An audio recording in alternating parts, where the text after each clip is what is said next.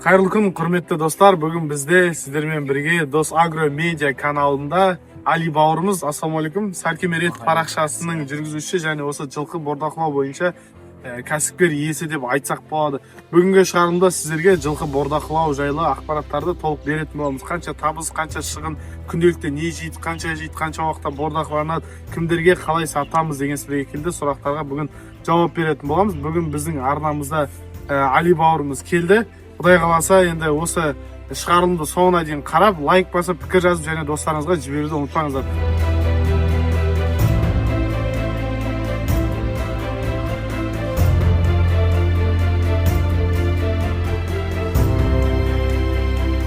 Али, қалайсыңдар? Жақсы, өзіңіз. Қош келдіңіздер. Қош келдік. Жұмыстар қалай, бәрі жақсы ма? Жақсы, әдемі жұмыстар. Енді сенде қазіргі таңда қанша жылқы тұр? Мына жаққа жүріп бастай берсек. Алдыңға шығып ек. Бүгін әлем тайында бір сағат бұрын жылқы сойдық. Жылқының бәрі клиенттер өздері алып кетті. Енді мына жерде тұрған 22 бастан жылқы 18 бас. 19 бас. Қазіргі таңда 19. Негізі общий 23 басқа арналған бордақы алаңы деп айтсақ болады.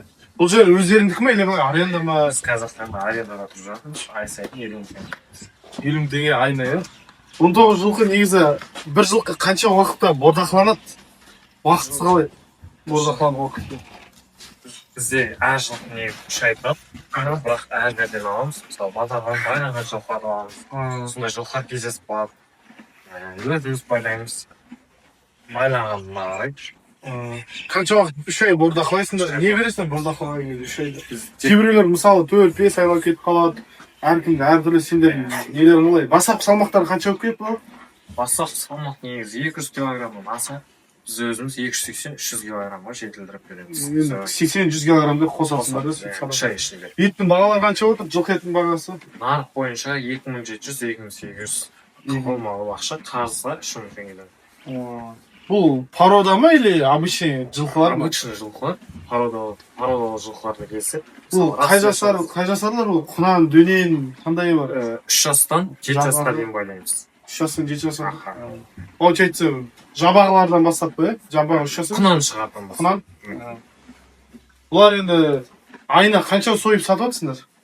Айына қанша жылқы, иә? Иә, қанша жылқы сойып сатып атсыңдар? Айына негізі аптасына біз 10 жылқыдан, айына 10-15 жылқыдан соямыз. Аптасына 10, айына 15 ба? Аха, айына 15. Жоқ, аптасына дегенде аптасына 3-4 жылқыдан болып қалады. Аптасына 3-4 жылқы, в общем, айына бір 10-15 жылқыда ішінде сойып сататындар. Бір жылқыдан қанша пайда түседі негізі? Бір жылқыдан бізде 100-150 мың теңге. 150 мың теңге. Получается, сендер 10 жылқы сатсаңдар, 1,5 миллион теңге айына таза табыс тауып отырсыңдар деп айтсақ болады. Күнделікті енді не жейді бұлар семіру үшін? Рациондары қалай болады? Күнделікті жем, таза жем, бидай береміз. Бидайдың арпа, одан көріп жатсаңыздар, көрсетпеге таза жоңышқа береміз. Одан басқа біз жылқыларға ешқандай не бермейміз. Алған кезде болғанда саламыз. Етті үлкейту үшін деген сияқты онда қолданбайсыздар, иә? Клиент жағы қалайсыздар? Клиент жағы бізде бірінен бірі естіп, өзімізден. Яғни сарафан кіме сатасыздар? Сарафан кіме. Пока ешқандай Инстаграм, ТикТок ештеңе жүргізбейсіздер? Жүргізбейміз. Клиенттер негізі желдеп. Бірақ біз жылқыны толықтырып семірте алмай жатырмыз клиенттерге. Сол жағы бізде қиын болып тұр. Масштабқа шығу қалай? Яқта толып қарасам 20 шаққаны орын сияқты ғой, менің көзімше бүйтіп қарасам. Мына жақта да сәл бүйтіп көрсете кетейік. Мына жақта да, ар жақта да қанша жылқы тұр? Ар жақта 7 бас. 7 бас, мына жақта қанша? Мына жақта 15 бас. 15 бас, иә? Яғни қазір сіздер көбейтіп үлгере алмайсыздар. Жылқыны семіртіп үлгере алмай жатырмыз. Масштабқа қалай шығып жатсыздар енді? Ой, не масштабқа шығу жолдары қалай? Не қарастырып жатсыздар жалпы? Қаншаға шығу ойлар бар? Қазіргі таңда енді өзіміздің план бойынша бөлек осындай жер алып, өзіміз 150-200 басқа жылқы соқсақ па деген ойдамыз. Бұл енді қазіргі таңда бір 2 жылда жасайтын нәрсе. Қазіргі таңда енді осымен бастап жатырмыз. Негізі нешеден басқа, қай жылдан бері мал бағасың ба? Негізі өзім көз ашқалы бері әкемнің жолында жүзгенмін, әкемен бірге тірлік істеген. Малдың айналасында жүрсің? Малдың айналасында жүрдім. Бұл жерде шығын қандай? Өзің бағасың ба или малшы бар ма? Не шығындар кетеді? Қазіргі таңда енді әкем екеуміз істеп жатырмыз осыны. Яғни ешқандай малшы жоқ, өздерің өздерің бағып өздерің себеді яғни таза пайда өздеріңе таза қалады. Жалпы қиын емес пе негізі малшы болу? Бір жағынан малшы, бір жағынан бизнесмен еді. Масштабтаған кезде бұйырса мал шаруасында Алла қаласа. Қазіргі таңда енді қиын емес, былай қиын болып жатқан жоқ. Әкеме жемсеге жатқан үйге жатырмыз. Ауру жағы қалай бұларда? Мысалы бізде кеше ғана бір қойымыз өліп қалды. Жақсы қой еді. Мысалы бір қой өліп қалды да 3 қойдың ақшасын жеп қойды. Мысалы енді средний 60-70-ін деп алатын болсақ, енді 3 қойдан енді средний 20-20 мыңнан келетін болса, яғни бір қой өлді, 3 қойдың ақшасын жеп қойды. Солай бізде минустар кетіп отыр. Бірақ енді бір жақсы жері осы жақында қойларымыз туды, 2 қойымыз егіз туды. Яғни получается 4 қой бізге қатарға қосылды деп айтсақ. Бұларда қалай жалпы өліп қалу коэффициенттері, аурулары қалай? Өте аз негізі. Жылқылар аз, Аз. Жылқы малы негізі өте төзімді болып келеді. Онша ауыра келмейді. Мысалы, базардан алып келген малда тұмау болып келуі мүмкін. Тұмау болған мал қасында жылқыларға жұқтырады. Біз сразу оларға саламыз. Емдеп аламыз. Негізі жылқы малы өте төзімді мал, басқа малдарға қарағанда.